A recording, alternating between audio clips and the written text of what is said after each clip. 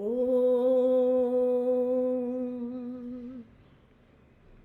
वक्रतुण्डमहाकाय सूर्यकोटिसमप्रभ निर्विघ्नं कुरु मे देव सर्वकार्येषु सर्वदा अज्ञानतिमिरान्धस्य ज्ञानाञ्जनशलाकया चक्षुरुन्मीलितं येन तस्मै श्रीगुरवे नमः। वाल्मीकिगिरिसम्भूता रामसागरगामिनीं पुनातिभुवनं पुण्या रामायणमहानदी श्लोकसारसमाकीर्णं सर्गकल्लोलसङ्कुलं काण्डग्राहमहामीनं वंदे रामायणार्णवम्। असं या रामायण रूपी हा महासागर आहे, ह्याला वंदन केलेलं आहे. सुरुवातीला वंदन आपण पहिल्यांदा विघ्नहर्त्या गणेशाला नेहमीच करतो, कारण आपल्या कुठल्याही कार्यात कोणतंही विघ्न येऊ नये असं आपल्याला वाटतं, म्हणून सुरुवातीचं वंदन आहे वक्रतुंड महाकाय. दुसरं वंदन केलं आहे सद्गुरूंना, कारण सद्गुरूंच्या कृपेशिवाय काहीच शक्य नाही आहे, हा संवादसुद्धा शक्य नाही आहे, म्हणून दुसरं वंदन सद्गुरूंना केलं. आणि तिसरं वंदन, आजचा जो आपला विषय आहे तो रामायणाचा विषय, आणि रामायण कुठलं विचाराल तर ते आहे वाल्मिकी रामायण. म्हणजे रामायण अनेक आहेत, पण या सगळ्या रामायणाचा जो मूलभूत ग्रंथ आहे किंवा मूलभूत त्याचा आधार आहे, त्या वाल्मिकी रामायण हे कसं आहे, महासागरासारखं आहे. आणि या महासागरामध्ये कुठनं निघालं हे, महासागराची जी नदी आहे, म्हणजे सागराला जाऊन मिळणारी नदी आहे, ती वाल्मिकी संभूता, वाल्मिकीच्या मुखातून निघून हा रामायणाचा समुद्र झालेला आहे, असं ह्या स्तवनामध्ये त्याचं वर्णन केलेलं आहे.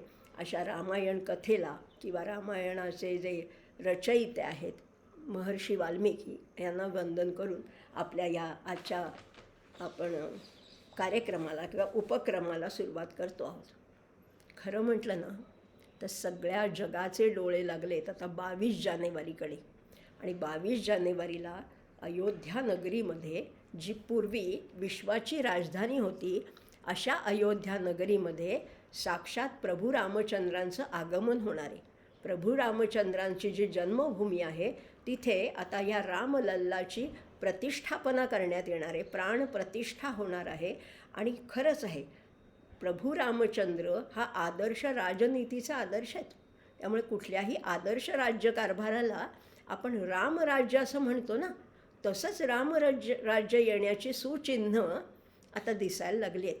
आणि म्हणून विशेषतः या 22 जानेवारीला होणाऱ्या कार्यक्रमाविषयी संपूर्ण भारतीयांच्या, काय जगभरातल्या लोकांच्या मनामध्ये उत्सुकता आहे, आदरभावना आहे, श्रद्धा आहे, विश्वास आहे आणि खात्रीसुद्धा आहे की रामराज्य परत अवतरणार आहे. आता हे रामराज्य तर नक्कीच अवतरणार आहे. आणि खरं असं म्हटलं जातं की रामायण किती जुनं आहे, जवळजवळ 10,000 वर्षापूर्वीचं आहे. पण अजूनही त्याच्यातली गोडी कमी झाली आहे का? अजूनही रामायणाचा कंटाळा येतो का की ऐकले, एकदा ऐकले, दोनदा ऐकले, 5 वेळा ऐकले, असं होतच नाही. कुणाच्याही मुखातून ती पुन्हा रामकथा ऐकताना पुन्हा तोच आनंद मिळतो. हे रामायण कथेचं वैशिष्ट्य आहे. आणि असंही म्हटलं जातं, यावत स्थास्यन्ति गिरयः, यावत स्थास्यन्ति गिरयः सरितश्च महीतले. जोपर्यंत पर्वत आहे, जोपर्यंत नद्या वाहत आहेत, तावत रामायण कथा लोकेषु प्रचरिष्यति. तोपर्यंत ही रामायण कथा टिकणारच आहे, ती राहणारच आहे, आणि ती नित्य नूतन वाटणारे, नवनवीन. खरं म्हटलं तर गोष्ट एकच आहे.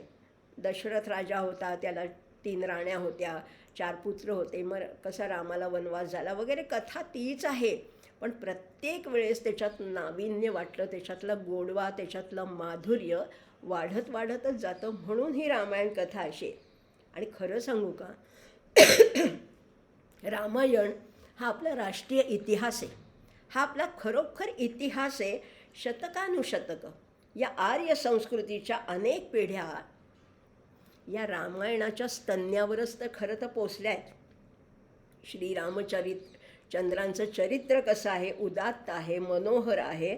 आणि मनुष्यानी नीतीने कसं वागावं. नीतीने कसं वागावं हे सांगणारा तो निष्कलंक असा आरसा तर आहेच. लक्षात घ्या, माणसाने नीतीने कसं वागावं हे सांगणारा तो निष्कलंक आरसा आहे. आणि शिवाय चिरंतन मानवी संस्कृती जपणारा तो फार मोठा अमूल्य असा वारसा आहे. तो आरसा आहे, तो वारसा आहे. आणि अशा रामायण कथेचंच, आणि खरं सांगू का, आदर्श पुरुषाचं ते एक शब्दचित्र आहे. वागावं कसं तर रामादिवत वर्तितव्यम असंही म्हटलेलं आहे. म्हणजे कृष्णकथा महान आहेच आहे, पण कृष्णकथा कशी आहे? कृष्णकथा आदरणीय आहे, पण रामकथा अनुकरणीय आहे. अनुकरण कुणाचं करावं? प्रभू रामचंद्रांचं करावं. कोणत्या भूमिकेतनं करावं? कोणत्याही भूमिकेतनं करा. म्हणजे तो आदर्श पुत्र आहे, आदर्श बंधू आहे, आदर्श राजा आहे, आदर्श पती आहे, आदर्श मित्र आहे. अहो, एवढंच नाही तर तो आदर्श शत्रूसुद्धा आहे. अगदी प्रत्यक्ष दशानन लंकाधिपती रावणाचा वध केल्यानंतरसुद्धा त्याचे अंत्यसंस्कार या प्रभू रामचंद्राने अतिशय विधिवत करवून घेतलेले आहेत बिभीषणाकडनं. म्हणजे शत्रूसुद्धा आदर्श कसा असावा तर प्रभू रामचंद्रांसारखा. अशी ही रामायण कथा एक असामान्य अशी कथावस्तू आहे खरं म्हटलं तर. आणि रामायण हा त्याच्यावर चढवलेला एक साज आहे, एक अतिशय सुंदर असा एक किरीट आहे. आणि कल्याणकारी राज्य शासन कसं असावं याचा तो एक आदर्श आहे. आणि रामकथा अतिशय रसाळ आहे, अतिशय गोड आहे. प्रत्येकाच्या मनातला आदर्श इथे परिपूर्ण स्वरूपात आपल्याला दिसून येतोच. त्यामुळे कितीही वेळा रामकथा ऐकली तरी ती कधीच शिळी होत नाही. ती नित्य नवीन वाटत राहते, नवं चैतन्य देत राहते. आणि हे कसं साहित्य सांगू का? अक्षर साहित्य. हे साहित्य अक्षर साहित्य. आता बघा, या आजच्या काळातसुद्धा या रामायण कथेची आवश्यकता आहेच आहे. कारण याच्यामध्ये जरी ही कथा रसाळपणाने मांडलेली असली तरी वेदांताचे अनेक सिद्धांत त्याच्यामध्ये मांडलेले आहेत. या प्रत्येक त्याच्या ओळीत आणि ओळीत कशाला, प्रत्येक म्हणजे बिटवीन द लाईन्स शब्दामध्ये सुद्धा बोध भरलेला आहे. अगदी वाल्मिकीनीच असं म्हटलेलं आहे, सर्वेषां सुखबोधाय. ही रामायण कथा कशी आहे? सर्वेषां सुखबोधाय. ह्याच्यातनं सुखही मिळतं आणि बोधही मिळतो अशी ही कथा आहे. त्यामुळे हे चरित्र जरी काव्यात्मक पद्धतीने मांडलेलं असलं तरीसुद्धा त्याच्यातून वैदिक सिद्धांताचीच पुनर्स्थापना केलेली आहे. त्यामुळे वेदोक्त अशी शाश्वत मूल्य या कुठल्याही काळात आवश्यकच असतात आणि तीसुद्धा या रामायण कथेतून आपल्याला मिळत जातात. आणि ह्याचं वेदोक्त शास्त्राचं अवलंबन म्हणजेच उत्तम आचारपद्धती आहे. समाजाने कसं आचरण करावं ह्याची एक अतिशय उत्तम पद्धती आहे. आणि खरंच आहे, प्रत्येक भारतीय संस्कृतीच्या प्रत्येक अंगाला त्या वेदांचा स्पर्श आहेच आहे. आणि खरं ही रामायण कथा असं म्हणावं लागेल की ती आदर्शाची एक प्रतिकृती आहे. आदर्श राजव्यवस्थेला आपण रामराज्य तर म्हणतोच, पण सगळीकडेच रामासारखं दुसरं नाहीच. किंवा राम रावणाचं युद्ध कसं झालं असं विचाराल तर राम रावणयोर युद्धम राम रावणयोरिव. कसं झालं? राम रावणाच्या युद्धासारखंच झालं, त्याला दुसरी उपमा नाही असं या प्रभू रामचंद्रांचं रामायण कथेचं वर्णन केलेलं आहे. आता आज आपण बघणार आहोत ते अयोध्येविषयी बघणार आहोत. अयोध्या, कारण आता हा सगळा समारंभ जो होतो आहे ना तो अयोध्येमध्ये होतो आहे. आणि त्याच्या स्वागतासाठी, प्रभू रामचंद्रांच्या स्वागतासाठी ही अयोध्या नटली आहे, सजून तयार आहे. आणि खरोखर अनेक चांगल्या उत्तमोत्तम गोष्टी या अयोध्या नगरीत घडत आहेत. अशी ही रामायण कथा या अयोध्येमध्ये कशी घडली, प्रभू रामचंद्रांचं हे निवासस्थान कसं होतं आणि ती नगरी तरी कशी होते, त्याच्यातले प्रजाजन कसे होते, त्या नगरीचं बाह्य सौंदर्य कसं होतं हेही बघणार आहोत. पण त्यापूर्वी आपल्याला रामायणाची कथा जाणून घ्यायला पाहिजे ना. सुरुवात कुठनं झाली? महर्षी वाल्मिकींनी रामायण लिहिलं हे तर आपल्याला माहिती आहे, पण ह्याची सुरुवात कशी झाली, पहिला श्लोक कुठला रचला असेल असं तुम्हाला वाटतंय? तेच थोडक्यात बघूया आणि मग प्रत्यक्ष अयोध्येच्या वर्णनाकडे आपण वळणार आहोत. बघा, महर्षी वाल्मिकींचा आश्रम होता गंगा आणि तमसा नदीच्या तीरावर. असंच एकदा स्नानासाठी ते बाहेर पडले असताना त्या तमसा नदीच्या तीरावर एक अरण्य होतं, गहन असं अरण्य होतं. आणि या अरण्यामध्ये वाल्मिकी ऋषी त्याच्यामध्ये गेले. त्या अरण्यात गेले असताना त्यांना एका झाडावरती एका क्रौंच पक्ष्याचं एक जोडपं, एक मिथुनं, एक नर आणि मादी असं दिसले. आणि ते प्रणय रसामध्ये अगदी गुंगून गेलेले होते. आणि इतक्यात काय झालं, दुरून एक बाण आला आणि सर सर सर करत एका पारध्याने मारलेला तो बाण त्या क्रौंच पक्ष्याच्या अगदी शरीरामध्ये घुसला, त्याला वर्मी लागला आणि तो नर रक्तबंबाळ होऊन खाली पडला. हे पाहून ती मादी क्रौंच पक्षीण होती ना, तिला अतिशय दुःख झालं आणि ती आक्रोश करून ओरडायला लागली. हे हृदयद्रावक असं दृश्य बघून वाल्मिकींचं काळीज अगदी कळवळलं, कोमल अंतःकरण कळवळलं. आणि त्यांच्या मुखातून, लक्षात घ्या, त्यांच्या मुखातून आपोआप शब्द बाहेर पडले. काय शब्द होते ते म्हणाले, मा निषाद प्रतिष्ठात्वम अगम शाश्वती समाह यत् क्रौंच मिथुनादेकम अवधी काममोहितम. मा निषाद, अरे निषादा, अरे पारध्या, हा बाण मारू नकोस. कारण काय आहे, अगम शाश्वती समाह, तू काय केलं आहेस, या क्रौंच मिथुनाची, या जोडप्याची, या नरमादीची ताटातूट केली आहेस. त्यामुळे तुला कधीही प्रतिष्ठा लाभणार नाही.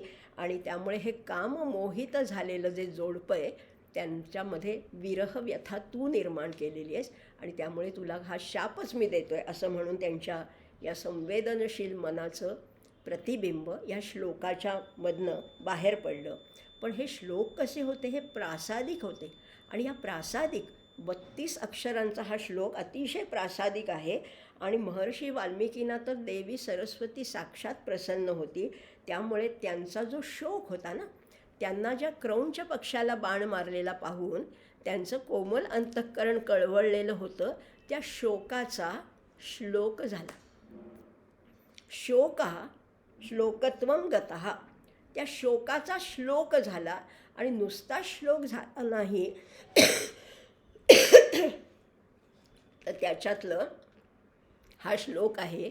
आणि हे झालं असताना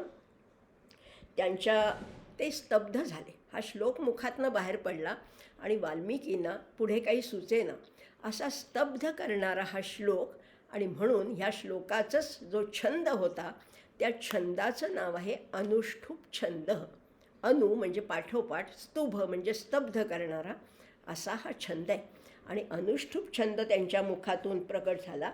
इतक्यात हे सगळं श्लोक प्रगट झाला आणि तिथे साक्षात ब्रह्मदेव प्रगट झाले.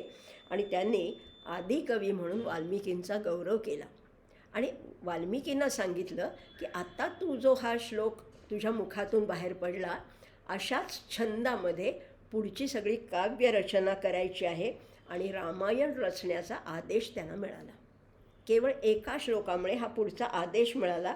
आणि त्यानुसार त्यांनी आपल्या प्रासादिक रसाळ अशा शैलीमध्ये जवळजवळ 24,000 श्लोकांची रचना केली.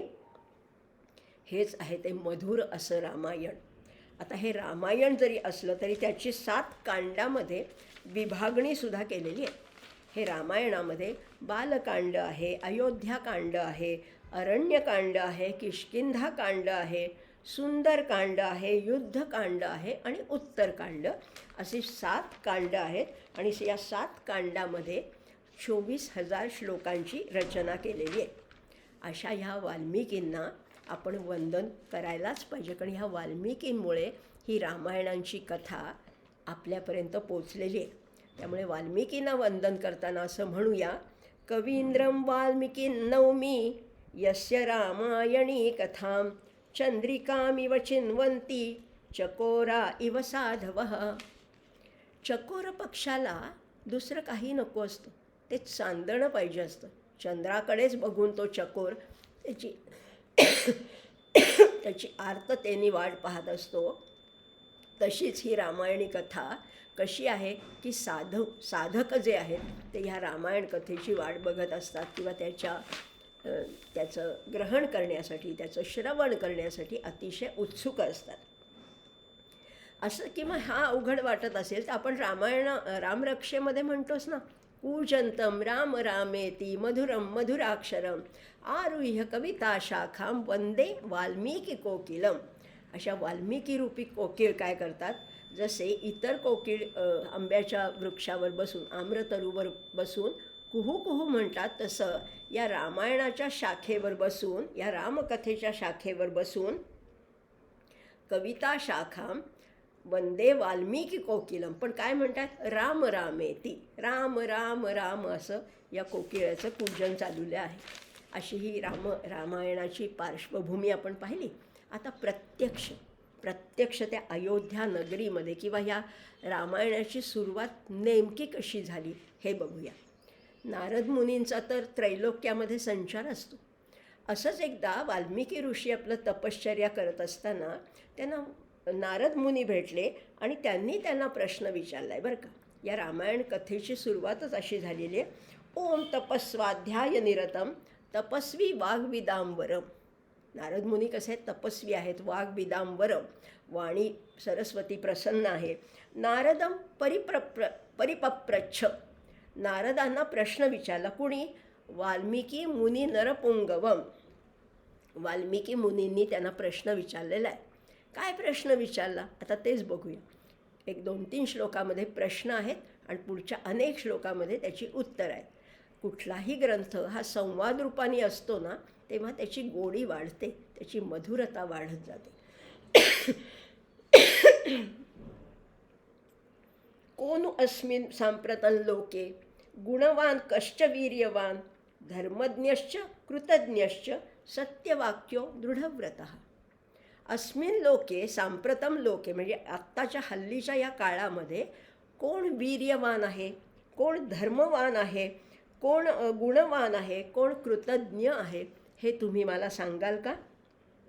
आणखीन विचारलं आहे, चरित्रेण च को युक्तः सर्वभूतेषु को हितः विद्वान कः समर्थश्च कश्चैक प्रियदर्शनम. विद्वान कोण आहे, समर्थ कोण आहे, ज्याचं दर्शन अतिशय प्रिय वाटेल असा कोण आहे, असे प्रश्न विचारले. ज्याचं उत्तम चरित्र आहे असं मला तुम्ही सांगा, असं नारद मुनींना प्रश्न विचारला आहे. आत्मवान को जितक्रोधो द्युतिमान को अनसूयकः कस्य बिभ्यति देवाश्च जातरोषस्य संयुगे. किंवा देवांना सुद्धा ज्याचा दरारा वाटतो, ज्याचा धाक वाटतो, असा आत्मवान, असा जितक्रोध अशी व्यक्ती आहे का या जगात? एतत् इच्छामि अहम श्रोतुम, हे ऐकण्याची माझी इच्छा आहे. परं कौतूहलं हि मे, मला अतिशय उत्सुकता आहे, मला जिज्ञासा आहे जाणून घेण्याची. महर्षे त्वं समर्थोसी, नारद मुनी तुम्ही हे सांगायला समर्थ आहात.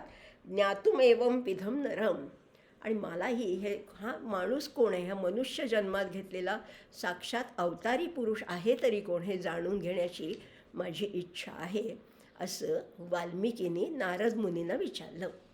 सुरुवात इथनं झाली बरं का. आता अनुष्ठुप छंद तर आपल्याला कळला. आता हा वाल्मिकींनी प्रश्न विचारला आहे आणि नारद मुनी आता सांगत आहेत बरं का. आता नारद मुनींचं उत्तर काय, आणि हे सगळे श्लोक आपण वाल्मिकी रामायणातले घेतलेले आहेत. आपल्याला गीत रामायण परिचित आहे, भावार्थ रामायण परिचित आहे, तुळशी रामायण परिचित आहे, किंवा अनेक रामायणाची, चंपू रामायण आहेत, अशी अनेक रामायण आहेत. 18 प्रकारची खरं तर रामायण आहेत, पण ह्या सगळ्याला आधार आहे तो वाल्मिकी रामायणाचा. आणि म्हणूनच आपण फक्त त्याच्यातलेच मंत्र घेतलेले आहेत. आता नारद मुनीने काय उत्तर दिलं वाल्मिकींना? नारद मुनी काय म्हणतात सांगतो. हां, तुम्ही प्रश्न विचारला की कोण धर्मवान आहे, कोण वीर्यवान आहे, कोण चरित्राने उत्तम आहे, कोण दर्शनीय आहे, याची सगळ्याची उत्तरं मी तुम्हाला सांगतो. आणि त्यांनी सांगायला सुरुवात केली. काय सांगायला सुरुवात केली? इक्ष्वाकु वंशप्रभवो रामनाम जनैश्रुताः नियतात्मा महावीर्ये द्युतिमान धृतिमान वशी. इक्ष्वाकु वंशामध्ये जन्मलेला हा जो राजा आहे तो कसा आहे? नियतात्मा, ज्याचा आत्मा स्वाधीन आहे. त्याच्यानंतर महावीर्य, अतिशय उत्साह, तेज, चैतन्य ज्याच्यामध्ये भरलेलं आहे. जो द्युतिमान आहे, जो श्रुतिमान आहे, धृतिमान आहे, बुद्धिमान, नीतिमान, वाग्मी, श्रीमान, शत्रुर्निबर्हणः, विपुलांसो महाबाहु कंबुग्रीवो महाहनुः. याची मान अतिशय लवचिक आहे, पातळ आहे आणि हनवटी मात्र मोठी आहे. आणि तो कसा आहे त्याच्यात, हे तर दर्शनीय झालं, हे गुण झाले, हे रूपाबद्दल झालं. आता गुण कसे आहेत त्या प्रभू रामचंद्रांचे गुण इतके सुंदर वाल्मिकी रामायणामध्ये वर्णन केलेले आहेत बरं का. काय म्हटलेलं आहे? समुद्र इव गांभीर्ये. गांभीर्यामध्ये समुद्राला सुद्धा ओलांडून तो पलीकडे जातो, इतका तो गंभीर आहे. समुद्र इव गांभीर्ये धैर्येण हिमवानिव. धैर्याच्या बाबतीत तुलना करायची तर हिमालयासारखा तो धीर पुरुष आहे, धैर्यवान. विष्णुना सदृशो वीर्ये. विष्णूसारखा पराक्रमी. विष्णुना सदृशो वीर्ये सोमवत प्रिय दर्शन. चंद्रासारखं त्याचं दर्शन अतिशय प्रिय आहे, आनंद देणारं असं आहे. तो आणखीन कसा आहे? पण जर का त्याचा क्रोध असेल, जर का शत्रूला तो कसा आहे? कालाग्निसदृशम क्रोधे. काळरूपी अग्नीसारखा त्याचा क्रोध आहे. क्षमया पृथ्वी समहा. क्षमेने मात्र पृथ्वीसारखा अतिशय क्षमाशील आहे. धनदेन समस्त्यागे सत्ये धर्मम इवापरम. आणि सत्याच्या बाबतीत तो धर्माच्या तोडीचा आहे, असं हे प्रभू रामचंद्रांचं वर्णन नारदांनी केलेलं आहे. आता ही रामायण कथा घडली तरी कुठे? हे तर झालं रामाचं वर्णन, हे पुढचं वर्णन झालं. पण ह्याच्यापूर्वी ही अयोध्या नगरी कशी होती त्याचं बघूया बरं का. आता अयोध्या, आपल्याला विषय काय आहे? अयोध्या मनुनिर्मित नगरी हा विषय आहे ना आपला, त्याच्याबद्दलच आपण बोलणार आहोत. पण मनुनिर्मित हे जरी गदिमांनी लिहिलं असलं तरी त्यालाही आधार आहे तो वाल्मिकी रामायणाचाच. कारण वाल्मिकी रामायणामध्ये म्हटलेलं आहे, अयोध्या नाम नगरी तत्रासीत लोकविश्रुता मनुना मानवेंद्रेण यापुरी निर्मिता स्वयं. स्वतः मनुनी रचलेली ही नगरी आहे. आणि मनुला काय म्हणलेलं आहे? मनुना मानवेंद्रेण.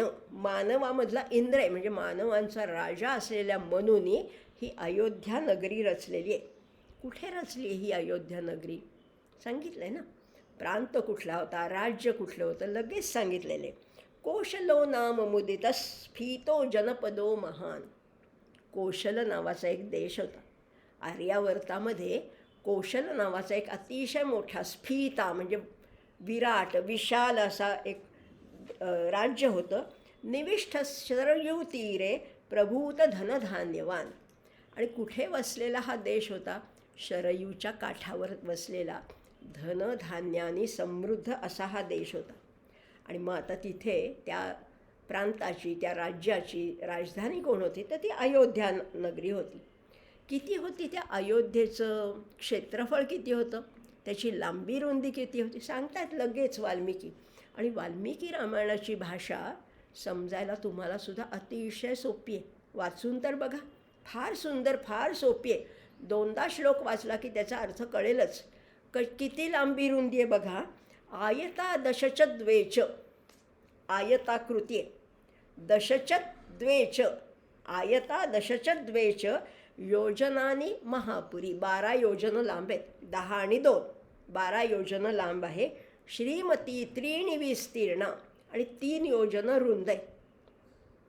पूर्वी अंतर मोजण्याचं माप होतं ते योजन होतं ना, त्यामुळे 12 योजनं लांब आणि 3 योजनं रुंद अशी ही अयोध्या नगरी आहे. आणि तिच्यावरचे रस्ते कसे? सुविभक्त महापथा. विभागलेले अतिशय सुंदर रचना सौंदर्य त्याच्यामध्ये आहे. आणि काय आहे? राजमार्गेण महता सुविभक्तेन शोभिता मुक्तपुष्पा विकीर्णेन जलसिक्तेन नित्यशः. अयोध्येचे मार्ग तरी कसे होते बघा. राजमार्गेण महता, एक मधोमध त्या अयोध्या नगरीच्या मधून एक हायवे होता, राजमार्ग होता. आणि सुविभक्तेन शोभिता, त्याला पुन्हा फाटे फुटले ते, पण ते अगदी काटकोनात बरं का. मध्ये राजमार्ग आहे आणि त्याला रस्ते विभागणी झालेली आहे. आणि त्या प्रत्येक कॉर्नरला, त्या प्रत्येक कोपऱ्यावर किंवा प्रत्येक वळणावर फुलांच्या रचना केलेल्या आहेत. असे ओटे होते आणि त्याच्यावर फुलांच्या रांगोळ्या केलेल्या आहेत. मुक्त पुष्पा विकीर्णेनं, वेगवेगळ्या प्रकारची फुलं, त्यांच्या अतिशय मनमोहक अशा रचना केल्या आहेत. आणि हे रस्तेसुद्धा कसे आहेत, जलसिक्तेनं नित्यशः, रोज त्यांच्यावर पाण्याचा सडा घातला जातो. आणि पाणी साधं नाही बरं का, अतिशय सुवासिक सुगंधित गुलाब पाण्याचे सडे घातले जायचे. त्यामुळे सतत सतत दिवसभर तो वास असा दरवळत राहायचा. आणि त्याच्यामध्ये या ओट्यांवरती अशा फुलांच्या रांगोळ्या काढल्या होत्या. आता ह्या एवढ्या अयोध्या नगरीचं वर्णन तर आपण बघतोच आहोत. आणखीन काय म्हटलेलं आहे, तिथला राजा कोण होता, आणि राजा उत्तम असेल तरच प्रजा उत्तम वागते ना. राजा तरी कोण होता, तांतु राजा दशरथो महाराष्ट्र विवर्धनः. तिथला राजा होता तो दशरथ राजा होता. आणि महाराष्ट्र, आपलं महाराष्ट्र नाही बरं का, महाराष्ट्र म्हणजे मोठ्या राष्ट्राचा त्यांनी विस्तार केला होता. दशरथ राजा अतिशय शूर होता, पराक्रमी होता. त्याच्या राजसभेमध्ये अनेक मांडलिक राजे होते, अनेक सामंत होते.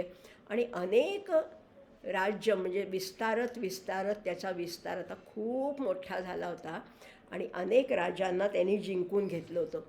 आणि ह्या नगरीमधले प्रासाद कसे होते, महाल कसे होते, प्रासादैरत्नविकृतैः पर्वतैरिव शोभितां कूटागारैश्च संपूर्णां मिंद्रस्य एव अमरावतीं. प्रासाद अतिशय रत्नजडित असे प्रासाद होते. उत्तुंग 7-7 मजली प्रासाद ह्या अयोध्येमध्ये होते. अतिशय शोभून दिसणारे होते. त्याच्यामध्ये अनेक प्रकारची दालनं होती. त्याच्यामध्ये विचार करण्यासाठी, खलबत करण्यासाठी, राजकारणाचे निर्णय घेण्यासाठी कूटागार पण होतं. तिथे फार काही मोजक्याच व्यक्तींना प्रवेश होता. अशी कूटागारैश्य संपूर्ण. आणि जणू काही इंद्राची अमरावती शोभावी इतकी ही अयोध्या नगरी अतिशय शोभिवंत होती, अतिशय सजलेली होती. आणि हा राजा तर अतिशय पराक्रमी, शूर, साम्राज्य विस्तार करणारा असा हा राजा होता. आता ही अयोध्या आहे ना, अयोध्या म्हणजे युद्धामध्ये हिला कोणीही जिंकून घेऊ शकत नाही अशी ही अयोध्या आहे, अयोध्या आहे. त्यामुळे तिला हे नावही अतिशय शोभून दिसतंय. आता रस्ते कसे होते आपण पाहिलंच, पण लांब रुंद होते. असे अरुंद रस्ते नव्हते, लांब रुंद रस्ते होते. रोज सुवासिक पाण्याचं सिंचन केलं जायचं. ठिकठिकाणी फुलांच्या रांगोळ्या होत्या, हारे मांडून ठेवलेले असायचे. हार गुच्छ कल्पकतेने मांडलेले होते. त्यामुळे रस्त्याला तर शोभा यायचीच, पण दिवसभर सतत त्याच्यामध्ये एक सदा सर्वदा सुगंध असा दरवळत असे. आणखीन काय होतं, एवढंच नुसतं शोभिवंत नव्हतं हो. ही अयोध्या धनधान्यांनी समृद्ध आहे ना. अतिशय मोठे व्यापारीसुद्धा या अयोध्येमध्ये यायचे. या शहरातले राजरस्ते अतिशय मोठे तर होतेच. आणि या राजरस्त्याच्या बाजूला काही उत्तमोत्तम जिन्सांनी भरलेले मोठमोठे बाजारसुद्धा सुसज्ज होते. सुकामेवा असेल, फळफळावळ असेल, धनधान्य असेल, या सगळ्यामध्ये असे बाजार, पण व्यवस्थित मांडलेले असे बाजार होते.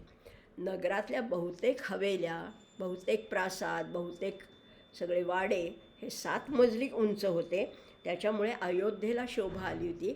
आणि अयोध्येच्या सुव्यवस्थितपणामुळे त्या वाड्यांनाही शोभा आली होती. आणि आणखीन एक विलक्षण गोष्ट होती की अयोध्येच्या चारी बाजूनी किंवा गोलाकार एक उंच असा कोट होता, मजबूत कोट होता. त्याच्यावरती बुरुज होते आणि त्या बुरुजावरती युद्धसामग्रीने ते सज्ज होते. कुणीही शत्रू आला की युद्धसामग्री तयार नाही असं कधीच व्हायचं नाही. आणि म्हणून तर ही अयोध्या अयोध्या होती, अजिंक्य अशी होती. बरं, या कोटाच्या बाहेर आपण श्लोकही बघणार आहोत, पण या कोटाच्या बाहेर पाण्याने भरलेला खंदक होता. म्हणजे शत्रू कुठे आत येऊच शकणार नाही. पाण्याने भरलेला खंदक होता. ठराविक अंतरावर, काही स्पेसिफिक डिस्टन्सवर वेगवेगळे दरवाजे होते. या दरवाजापाशी त्या खंदकावरून पलीकडे जाण्यासाठी काढता घालता येणारा पूल होता. असे अनेक पूल होते, अनेक दरवाजे, अनेक पूल होते छोटे मोठे. आणि या नगराबाहेर तर आणि अतिशय उत्तम विस्तीर्ण फळाफुलांनी बहरलेली उपवनं होती. सायंकाळी बघा लोक किती म्हणजे अतिशय आनंदात होते. संध्याकाळी लोक हे अयोध्या नगरीतनं बाहेरच्या उपवनामध्ये आपल्या मनोरंजनासाठी जायचे, या बागांमध्ये फिरायला जायचे. अगदी फार सुंदर ह्याचं वर्णन वाल्मिकींनी केलेलं आहे.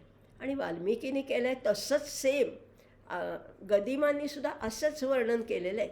या नगरीच्या विशालतेवर उभ्या राहिल्या वास्तू सुंदर, मधून वाहती मार्ग समांतर, रथवाजी गजपथिक चालती, नटुनी त्यांच्यावरी, अयोध्या मनुनिर्मित नगरी. काय काय सांगितलंय. ही नगरी विशाल तर होतीच, समांतर असे रस्ते होते, कुठे वेडावाकडा तिरका वगैरे नाही, समांतर छान रस्ते होते, त्याच्यावर उत्तमोत्तम वास्तू होत्या. मग त्याच्यानंतर त्याच्यावरनं कोण कोण जात होते त्या रस्त्यावरनं? रथ, वाजी, गज, पथिक. रथ तर माहिती आहे, वाजी म्हणजे घोडे, गज म्हणजे हत्ती, आणि पथिक म्हणजे वाटसरू, असे सगळे त्या रस्त्यावरनं नटून थटून जायचे. असे कुठले तरी गबाळ्या अवतारात नव्हते. सगळे अतिशय संपन्न होते, सुसंस्कृत होते, सुशिक्षित होते, आणि राजा सगळ्यांची काळजी घ्यायची. त्यामुळे सगळे अगदी अतिशय उत्तम प्रकारे आपलं जीवन व्यतीत करत होते. काय अयोध्येचं वैभव आहे ना, काही अयोध्या आहे, आपल्या डोळ्यासमोर चित्रच उभं राहतं. व्यवस्थित समांतर रस्ते, त्याच्यावरती गुलाब पाण्याचे सडे, फुलांचे हारीने रचलेल्या रचना, बाजार आहे, त्याच्यावरनं लोक चाललेले आहेत, रथ चाललेले आहेत.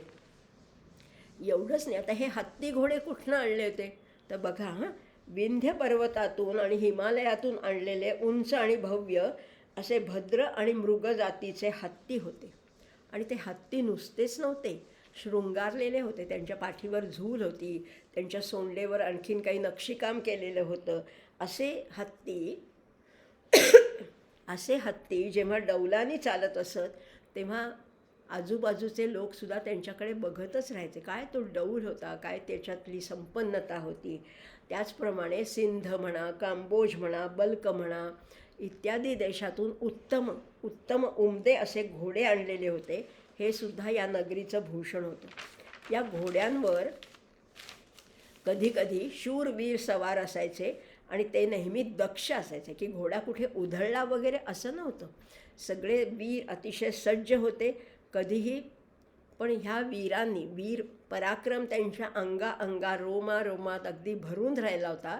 पण त्यांना एक सूचना होती, एक त्यांना सांगितलेलं होतं की कधीही गैरसावध शत्रूवर हल्ला करायचा नाही. शत्रूला आधी कल्पना द्यायची, त्यांची तयारी होऊ द्यायची, आणि मग युद्ध करायचं. गैरसावध शत्रूवर कधीही हल्ला करायचा नाही. पण दुसरी पण एक गोष्ट अशी आहे की ह्या वीर पुरुषांनी सोडलेला एकही बाण कधीही व्यर्थ गेलेला नाही. आपण प्रभू रामचंद्रांना म्हणतो ना, एक बाणी एक पत्नी एक वचनी. बाण काढला आणि लक्ष्यावर अचूक वेध घ्यायचाच, कधी वाया गेला नाही. तसेच यथा राजा तथा प्रजा. मग हे वीर पुरुषसुद्धा असेच होते, अचूक वेध घेत होते. असे हे शूर क्षत्रिय तर होतेच, पण चातुर्वर्ण्यामध्ये इतरही वर्ण सांगितलेत ना. मग या शूर क्षत्रियांप्रमाणेच विद्वान ब्राह्मण होते, तसेच संपन्न व्यापारी होते. हेच या नगरीचं खरं तर भूषण होतं. अशी ही अजिंक्य अशी अयोध्या नगरी किती लांब रुंद विशाल अशी होती, जणू काही देवेंद्राची अलकापुरीच. अमरावती म्हटलेलं आहे. अशा या सौंदर्य त्याचं अतिशय वृद्धिंगत झाणारं होतं. बरं, एवढं बाह्य सौंदर्यच नाही बरं का, फक्त बाह्य सौंदर्यच नाही, तर या नगरीचा जो न्यायप्रिय राजा आहे तो दशरथ, तो धर्मानी राज्य करत होता. धर्मानी म्हणजे काय? ज्या धर्मानी जी बंधनं, नीतिबंधनं आखून दिली आहे त्याप्रमाणे ह्या समाज रचनेचे सगळे नियम अतिशय काटेकोरपणाने पाळले जात होते. आणि तो राजासुद्धा, दशरथ राजा प्रजाहित दक्ष होता. त्याच्याजवळ अनेक प्रकारची शस्त्र होती, अस्त्र होती, यंत्र होती, आणि त्याचाही वापर तो योग्य प्रमाणात आणि योग्य प्रकाराने करत होता. आता राजा आला म्हणजे भाट आलेच ना. राजाचा पराक्रम अतिशय उज्ज्वल करण्यासाठी किंवा वृद्धिंगत करण्यासाठी राजाजवळ भाट असतात. आणि ह्या राजाकडे, दशरथ राजाकडे सुद्धा स्तुती गायन करणारे अनेक भाट होते किंवा त्यांची वंशावळ सादर करणारे सूत होते, पुराणिक होते. या नगरीमध्ये आणखीन बघा मनोरंजन काय होतं विचाराल तर ह्या नगरीमध्ये अनेक नाट्यसंस्थासुद्धा होत्या, नाट्यशाळा होत्या. त्याच्यामध्ये सुंदर स्त्रिया किंवा देखणे पुरुष नृत्य अभिनय सादर करून प्रजाजनांचं मनोरंजन करत होते. याचबरोबर वेदांची षड अंग जाणणारे विद्वान होते, यज्ञातले जाणकार असे अग्निहोत्री होते. आणि ह्या सगळ्यांच्या शुद्ध आचरणामुळे सत्य आणि दानधर्म यासारख्या सद्गुणांना अयोध्येमध्ये प्रतिष्ठा प्राप्त झाली होती. केवळ रामच सत्यवचनी नव्हता, अयोध्येतला प्रत्येक नागरिक हा सत्यवचनी होता, दानधर्म तपस्वाध्याय करणारा असा होता. यथा राजा तथा प्रजा असं आपण म्हणतोच ना. त्यामुळे सत्यशील आणि धार्मिक अशा राजाच्या प्रेमळ धाकामुळे सगळेच प्रजाजन संयमी होते, सदाचारी होते. इतकंच नाही, लक्षात घ्या आता आणखीन पुढे जाणार आहोत आपण. इतकंच नाही तर पंचमहाभूतेसुद्धा आपापल्या मर्यादेतच वर्तन करत होते. तुम्ही म्हणाल हे कसं शक्य आहे, पंचमहाभूतांना काय माहिती कोण राजा आहे. पण असं म्हटलं झालं की कारण म्हणजे ती कधी उग्र रूप धारण करत नव्हती, ती सौम्य असायची.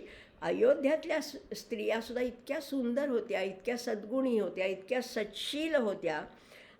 असं एक म्हटलं जातं की अयोध्येतला वारासुद्धा अशा संयमाने व्हायचा की त्या सुंदर पतिव्रता स्त्रीचा पदरसुद्धा बेतानीच फडफडावा.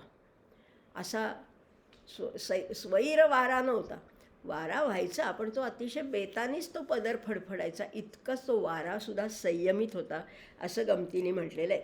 ह्याच्यातला अतिशयोक्तीचा जरी भाग सोडला तरी एवढं मात्र निश्चित आहे की अयोध्येतल्या सगळ्या वातावरणामध्ये एक प्रकारचं अनुशासन होतं, एक प्रकारची शिस्त होती, एक प्रकारचा नेमस्तपणा भरून राहिला होता. सगळे नगरवासी अतिशय आपलं धर्माचरणी होते. आपला वर्ण काय आहे, आपला आश्रम काय आहे, आपलं वागणं कसं असायला पाहिजे हे त्यांच्यामध्ये मुरलं होतं. स्वैरपणा नाही, बेबंदपणा नाही, याला कुठे वावच मिळाला नव्हता. इतकी ही अयोध्या नगरी आदर्श नगरी होती. आपण काय काय पाहिलं बघा. तिची लांबी रुंदी पाहिली, तिच्यातले रस्ते पाहिले, त्याला सौंदर्यपूर्ण रचनांनी कसं सजवलं होतं, बाजार कसे होते, हत्ती घोडे रथ कसे होते, नागरिक कसे नटून थटून जायचे, मनोरंजनासाठी काय काय सोयी होत्या, खंदक कसा होता, उपवनं कशी होती, काय सुंदर आहे. बरं राजा तर शूर आहे, धार्मिक आहे, सदाचरणी असा राजा आहे. त्यामुळे हा धर्मप्रिय धर्मवीर असा हा दशरथ राजा शूर आणि पराक्रमी तर होताच. सगळ्या बाजूनी खंदक असल्यामुळे अयोध्येचा बंदोबस्त अगदी कडेकोट होता आणि म्हणून ती अयोध्या अजिंक्य होती, अयोध्या होती. आणि तिच्यावर विजय मिळवणं शत्रुपक्षाला शक्यच नव्हतं आणि म्हणून तिचं अयोध्या हे नाव सार्थ होतं. आता आणखीन तिचा आकार बघणार आहोत बरं का. आपण समांतर रस्ते पाहिले, योजना लांबी पाहिली.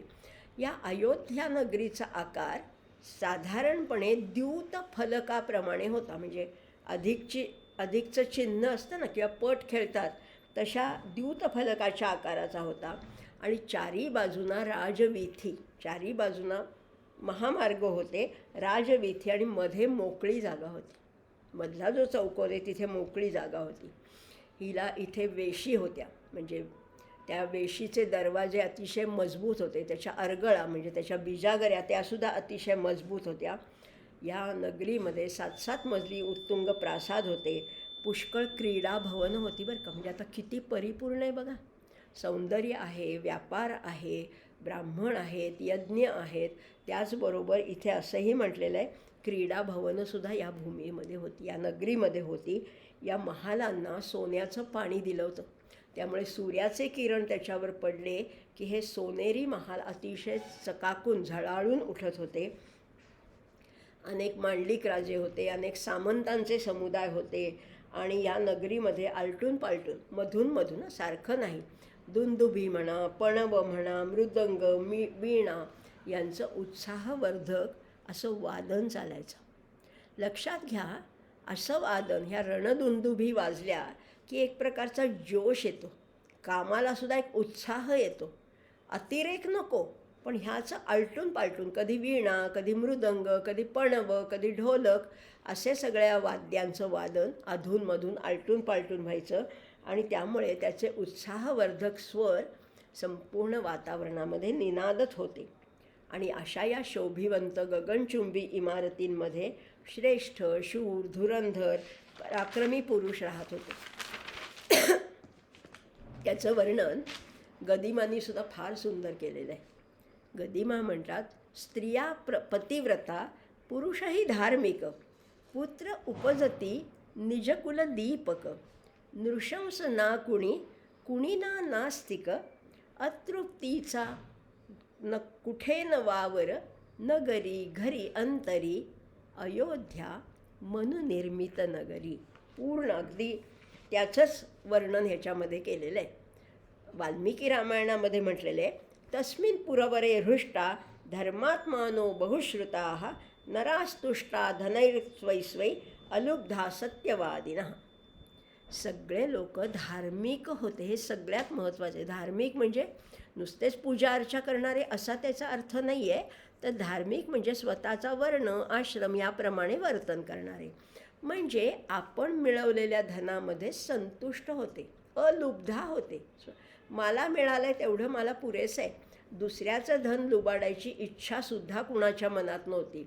नास्तिक कुणी नव्हते. सगळ्यांची त्या राजावर निष्ठा होती, परमेश्वरावर निष्ठा होती. आणि त्यामुळे काय व्हायचं सांगू का, सगळेच प्रजाजन अतिशय प्रसन्न वाटायचे. कुणामध्ये निराशा नाही आहे, नैराश्य नाही आहे, चोरी लुबाडणं असं काहीच नाही आहे. त्यामुळे निर्लोभी होते, बहुश्रुत होते. त्यांना वेळही असायचा, त्यामुळे अनेक ग्रंथांचं त्यांनी श्रवण केलं होतं, वेदाध्ययन केलेलं असायचे, सत्यवादी होते आणि सगळ्यांकडेच उत्तमोत्तम गोष्टींचा संग्रह होता. बाजार होते ना, उत्तमोत्तम गोष्टी, अगदी अन्नधान्य असेल, नाहीतर अगदी शोभिवंत वस्तू असतील किंवा पशुधन असेल, सगळ्या उत्तमच वस्तू त्यांच्याकडे असायच्या. म्हणजे गाय, बैल, घोडे अशा उत्तम विपुल पशुधनाने युक्त अशी ही सगळी प्रजा होती. छान वाटते ना. अयोध्येचं वर्णन वाचूनच असं आपल्याला खरंच वाटत नाही की हे कल्पनेच्या पलीकडचं चित्र वाटतंय की अशी खरंच नगरी होती का, पण होती. याला आधार आहे वाल्मिकी रामायणाचा. आणि धर्माच्या चौकटीत राहून सर्वजण अतिशय धर्मशील होते, संयमी होते, प्रसन्न होते, सुशील होते, सदाचारी होते. अयोध्येमध्ये कुठेही कामी, कंजूष, क्रूर, दुराचारी, नास्तिक मनुष्य शोधून सुद्धा सापडणार नाही असं म्हटलेलं आहे वाल्मिकी रामायणामध्ये. कामी वान कदर्यो वा नृशंसः पुरुषः क्वचित, द्रष्टुम शक्यम अयोध्यायां ना विद्वान न च नास्तिकः. विद्वान नसलेला असा माणूस शोधून सापडणार नाही. नास्तिक मनुष्य नाही, कामनेनी युक्त अतिकामी मनुष्य नाही, कदर्य म्हणजे कंजूस नाही, नृशंस म्हणजे हिंसाचारी नाही, असं शोधून सुद्धा सापडलं नसतं असं त्याला म्हटलेलं आहे. आणि सगळेच जण बरं का, वागणं, दैनंदिन वागणं कसं होतं, रोज सर्वजण शुचिर्भूत होऊन बघा, अंगाला चंदनाचा लेप लावत, गळ्यामध्ये सुमनमाला धारण करत, दंडामध्ये बाजूबंद, गळ्यामध्ये सुवर्णपदक बांधून, हातामध्ये अलंकार घालून मग बाहेर पडत आपल्या कामासाठी. एवढंच नाही आहे, आता आपण व्यापाऱ्यांबद्दल बघितलं, क्षत्रियांबद्दल बघितलं. आता ब्राह्मण काय करत होते, याशिवाय रोज नित्य अग्निहोत्र, नैमित्तिक यज्ञ प्रसंगानुसार तिथे घडतच होते. या अयोध्या नगरीमध्ये रोज अग्निहोत्र तर असायचंच, पण नैमित्तिक यज्ञ म्हणजे आता आपल्याला पुत्रकामेष्टी यज्ञ माहिती आहे, अश्वमेध यज्ञ माहिती आहे, पण वाजसेनीय यज्ञ आहेत, अनेक यज्ञ आहेत किंवा इष्टी आहेत, याग आहेत, असं करायचं. आणि नाहीतर मग रोजचं अग्निहोत्र तर दैनंदिन आहेच आहे. कोणीही एकही व्यक्ती व्रतहीन नाही, की ज्याने काही व्रतच घेतलं नाही अशी व्यक्तीच कोणी नव्हती. आणि राजभक्ती, देशभक्ती तर सगळ्यांच्या रक्तातच भिनलेली होती, रोमरोमामध्ये भिनलेली होती. चारही वर्णाचे लोक, आता बघा आपण पाहिलं ना, ब्राह्मण, क्षत्रिय, वैश्य आणि शूद्र हे चारही वर्णाचे लोक काय करायचे? अतिथी पूजन करायचे. आपल्याकडे कुणीही अतिथी आला तरी त्याचं पूजन, त्याचा आदर सत्कार करायचा. अतिथी पूजन आहे, व्रतस्थ आहे, शूर आहेत, उदार आहेत, असे सगळे लोक होते. आणि क्षत्रिय काय करायचे बघा, ही सगळे साखळी आपण बघणार आहोत. क्षत्रिय ब्राह्मणांचा मान राखत, वैश्य क्षत्रियांचं आज्ञापालन करत आणि शूद्र आपल्या कर्तव्य पालनाप्रमाणे या त्रिवर्गाची सेवा करत असे. ब्राह्मण हे समाजाचं मुख आहे किंवा मस्तक आहे असं म्हटलं जायचं. त्यामुळे क्षत्रिय काय करत? क्षत्रिय ब्राह्मणांचा मान राखत. आता क्षत्रियांकडे एकतर विजिगीषू वृत्ती आहे, त्यामुळे मग वैश्य होते ते क्षत्रियांच्या आज्ञांचं पालन करत आणि ह्या त्रिवर्गाची सेवा शूद्र करत असत. त्यामुळे सगळं अतिशय काटेकोरपणाने आणि अतिशय सुरळीतपणाने ही समाज व्यवस्था सुरू होती. याच्यात कुठे नावं ठेवायला जागा नाही, कुठे अतृप्ती नाही, कुठे चोऱ्या माऱ्या नाहीत, कुठे काहीच नाही, असं वाईट गोष्टी कुठल्याच नव्हत्या. त्यामुळे ब्राह्मण ह्या सर्वांना बोध करून या धर्माला बळकटी आणत असत. प्रत्येकजण आपापलं कार्य करायचे. ब्राह्मण काय करायचे? इतरांना बोध करायचे, कसं चांगलं वागावं हे ब्राह्मण सांगायचे. क्षत्रिय ब्राह्मणांचा मान राखायचे, वैश्य हे क्षत्रियांचं आज्ञापालन करायचे आणि शूद्र या त्रिवर्गाची सेवा करण्यातच आपल्याला धन्यता मानत होते. म्हणजे प्रत्येक जण स्वधर्माचरणी होता, स्वे म्हणजे स्वतःच्या कर्मामध्ये अतिशय श्रेष्ठ होता. स्वकर्मनिरतां नित्यं ब्राह्मणा विजितेंद्रियः दानाध्ययनशीलस्य संयताश्च प्रतिग्रहे. काय एक एक गोष्ट फार सुंदर सांगितली वाल्मिकींनी. ब्राह्मणाची 6 कर्तव्य असतात बरं का. आपल्याला वाटतं ब्राह्मणांना काय काम आहे, तर 6 कर्तव्य आहेत. अध्ययन, अध्यापन, रोज काहीतरी नवीन शिकायचे आणि जे तुम्हाला येते ते उत्तम रीतीने दुसऱ्यापर्यंत पोचवायचे. अध्ययन, अध्यापन, दान आणि प्रतिग्रह. दान कशाचं करायचं ब्राह्मणांनी, तर ज्ञानदान करायचं, विद्यादान करायचं. आणि प्रतिग्रह म्हणजे घ्यायचं, पण त्याच्या बदल्यात काही दक्षिणा दिली, काही धान्य दिलं तर ते ग्रहण करणं हे सुद्धा कर्तव्यच आहे. अध्ययन, अध्यापन, दान, प्रतिग्रह, यजन आणि याजन. यजन म्हणजे स्वतः यज्ञ करायचा आणि याजन म्हणजे दुसऱ्यांकडनं करवून घ्यायचं. ही ब्राह्मणांची कर्तव्य आहेत. क्षत्रिय त्यांची कर्तव्य करत होते, वैश्य त्यांची कर्तव्य करत होते, शूद्र ही कर्तव्य आपल्यामध्ये अतिशय चोख होते. म्हणजे बघा, असे शूर क्षत्रिय आहेत, विद्वान ब्राह्मण आहेत, श्रीमंत व्यापारी, अशा त्रिवर्णांनी भरलेल्या या राजधानीला इक्ष्वाकू वंशातील पराक्रमी पुरुषांची फार मोठी भव्य दिव्य अशी परंपरा लाभली होती. म्हणजे आता नगरीचं वर्णन झालं. आता नगरीवर राज्य कोण करतं आहे? एक राजा नाही, तर मोठी परंपरा आहे. रघुणाम अन्वयम वक्ष्य असं म्हटलेलं आहे. आणि त्याच्यातही हा दशरथ राजा जो होता ना, तो अतिशय न्यायी आहे, दानशूर आहे, दूरदर्शी आहे, प्रजेच्या कल्याणाविषयी जागरूक आहे, प्रजाहित दक्ष असा तो राजा होता. त्यामुळे जनतेमध्ये अतिशय तो प्रिय होता.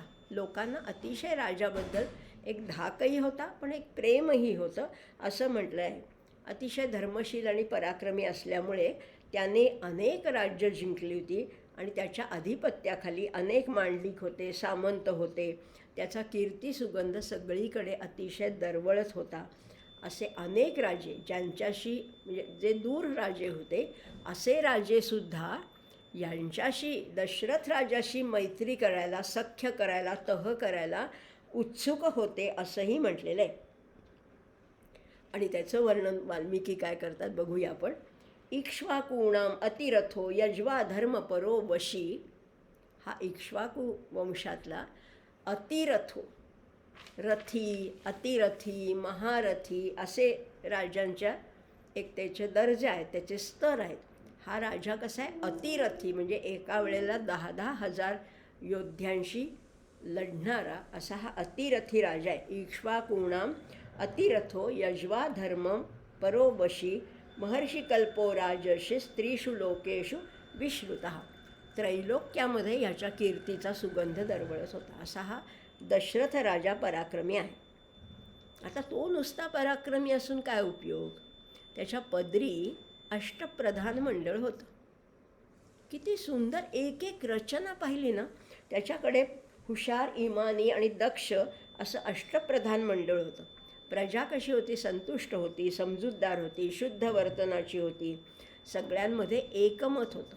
एकाने एक बोललं तर दुसऱ्याने दुसरा, असं नाही, सगळे एकमताने निर्णय घेत होते. त्याच्या राज्यामध्ये एकही चोर नाही, एकही दुष्ट नाही किंवा जार कर्म करणारा कोणीही नव्हता. कोणी खोटंसुद्धा बोलत नव्हतं. सगळीकडे फक्त सुख सुख सुख नांदत होतं.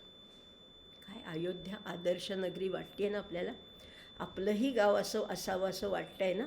काय म्हणूनच ही रामायण कथा याच्यासाठीच आहे की आपल्याला अगदी उच्च दर्जाचं जर का आपल्याला कुठलीही गोष्ट पाहिजे असेल की चांगला भाऊ कसा असावा, चांगला मित्र कसा असावा, चांगला जोडीदार कसा असावा, ह्याच्यासाठी फक्त रामायण कथा आहे. त्यामुळे ही अयोध्या नगरीचं अतिशय सुंदर वर्णन केलेलं आहे. आणि सगळ्याच गोष्टी इथे अनुकूल होत्या. कोणीही लोभी नव्हतं, मत्सरी नव्हतं. स्वतः मिळवलेल्या धनाने सगळे संतुष्ट होते. वर्णाश्रमानुसार प्रत्येकजण आपापलंच कार्य करत होतं. सर्वे नराश्च नार्यश्च धर्मशीला सुसंयतः मुदिताशीलवृत्ताभ्यां महर्षे इवामलाः. प्रत्येकाचंच वर्तन जणू काही ऋषी एखादा असावा असं सर्वसामान्य नागरिकांचं वर्तनसुद्धा ऋषितुल्य होतं. ऋषी समान वर्तन होतं. अतिशय संयमित असं वर्तन होतं. आणि मग पुढे कसं वर्तन होतं बघा, आणखीन सांगितलेलं आहे. ब्राह्मण कसे होते, क्षत्रिय कसे होते बघा. स्वकर्मनिरता नित्यम ब्राह्मणा विजितेंद्रिया.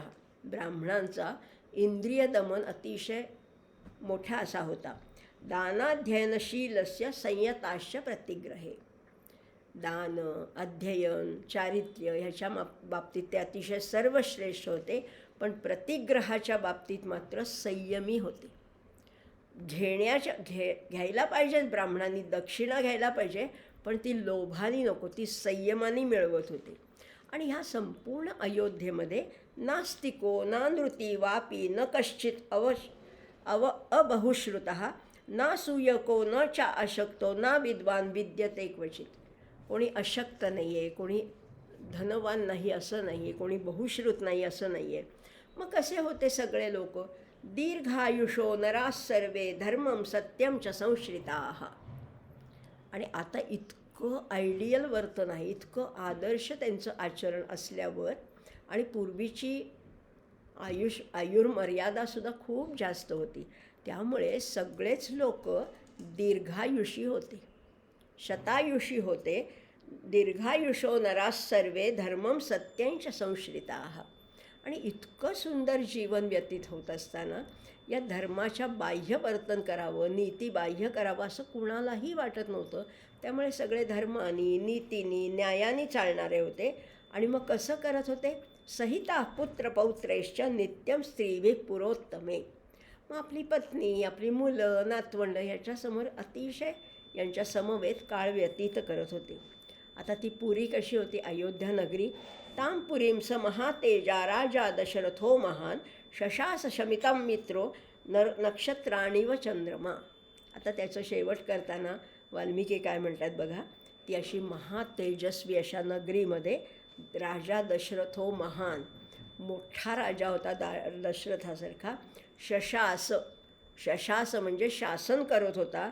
शमिता मित्रो, मित्रो म्हणजे इथे अमित्र आहे, अमित्र म्हणजे शत्रू. त्यांना शमित केलेलं आहे, त्यांना शांत केलेला असा हा दशरथ राजा या अयोध्या नगरीवर राज्य करत होता, शासन करत होता. कसं?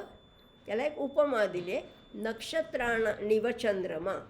जसं नक्षत्र लहान मोठी असतात, पण ह्या नक्षत्रांवर नियंत्रण ठेवणारा, त्यांच्या शासन करणारा, त्यांचं ईशन करणारा जसा चंद्र असतो तसा हा दशरथ राजा अतिशय या आकाशगंगेमध्ये एक महान तेजस्वी असा चंद्राप्रमाणे तो शोभून दिसत होता. असं हे अयोध्या नगरीचं विलक्षण वर्णन आहे. अयोध्या मनुनिर्मित नगरी असं त्याला म्हटलेलं आहे. आता आपल्याला असं वाटेल ह्या रामायण कथा, या अयोध्येचं वर्णन आपण ऐकलं, पण आज या रामायण कथेची आवश्यकता आहे का? आजसुद्धा ही रामायण कथा कशी काय आवश्यक आहे? आज बघा, आज सामाजिक भान थोडंसं हरपत चाललेलं आहे. समाजाशी आपलं काही देणं घेणं आहे, फक्त माणूस संकुचित होत चालला आहे, व्यक्तिगत सुखामध्येच हरवत चाललेलं आहे. सामाजिक भान हरवत चाललेलं आहे. समाजवृत्ती केवळ अशुद्धच नाही तर आत्मकेंद्रित होत चालली आहे. समाजाचं काही ऋण आहे, शेजारी आहेत, मित्र आहेत, हितचिंतक आहेत, कोणी परिचित आहे, समाजातले काही दुर्बल घटक आहेत, यांच्या प्रती आपलं काही कर्तव्य आहे हेच विसरत सगळे चाललेले आहेत. त्यामुळे या वृत्ती सगळ्या आत्मकेंद्रित आहेत, संकुचित आहेत, राक्षसी वृत्ती होत चालल्या आहेत, सौजन्याची हत्या होत चालली आहे. आणि ही जी देववृत्ती आहे ना, प्रत्येकाच्या अंतःकरणात देववृत्ती आहे बरं का. प्रत्येकजण देवच आहे, प्रत्येकामध्ये त्या परब्रह्माचा अंश आहेत. पण ह्या देववृत्ती आता हरवत चालल्या आहेत, कमी कमी क्षीण होत चाललेल्या आहेत. आणि म्हणून ही देववृत्ती जणू काही स्वार्थाच्या कारागृहात कोंडली जाते, त्याच्यावर पुटं चढलेली आहेत. आणि त्याच्यासाठी मग आदर्शाचा आदर्श असणारं रामायण आजही आम्हाला हवं आहे. आजही तोच आमचा आदर्श आहे. आणि त्याच्यातला जो तत्वार्थ आहे, त्याच्यातला जो लक्ष्यार्थ आहे, तो शोधून घेण्यासाठी, तो जाणून घेण्यासाठी रामकथा ही आबालवृद्धांच्या कानावर पडायलाच हवी, नित्य वाचनात असायला हवी. जुन्या पिढीने, आजी आजोबांनी, पणजी पणजोबांनी आपल्या नातवंडांवर, पतवंडांवर हे रामायण कथेचे संस्कार घडवायलाच हवे. ही रामकथा अतिशय रंजक करून काव्यात्मक रीतीने सांगायला हवं. आणि खरंच आहे, या पाश्चात्यांच्या भडीमाराच्या मध्ये हे बालमनावर जे ओरखडे उठले जातात किंवा चरे उमटतात, त्याला एक सोल्युशन, एक उपाय आहे, तो म्हणजे ही रामायण कथा. आणि ही वडीलधाऱ्यांची जबाबदारी आहे. एवढंच नाही तर ते त्यांचं कर्तव्य आहे. आणि म्हणून तर समर्थांनीसुद्धा म्हटलेलं आहे ना, त्यांनासुद्धा या रामकथेचं व्यापकत्व उमगलं होतं. समर्थ म्हणतात तर रामकथा ब्रह्मांड भेदून पल्ल्याड न्यावी. आणि ह्या प्रभू रामचंद्रांचं वर्णन समर्थांनी कसं केलेलं आहे? घनश्याम हा राम लावण्यरूपी, महाधीर गंभीर पूर्ण प्रतापी.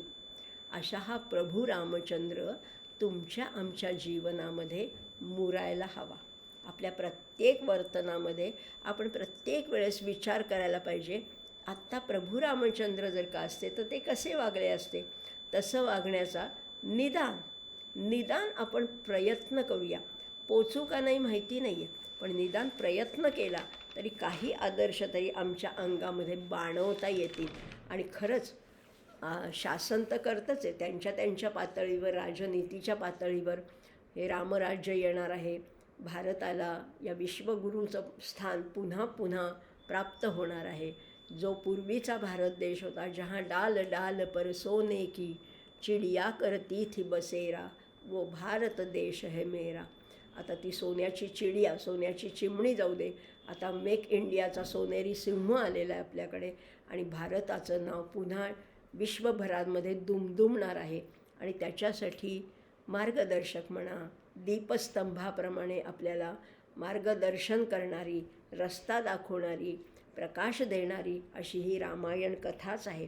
त्या प्रभू रामचंद्रांना वंदन करते. आपणा सर्वातल्या अंतरात्म्याला, अंतरामाला वंदन करते आणि इथेच थांबते.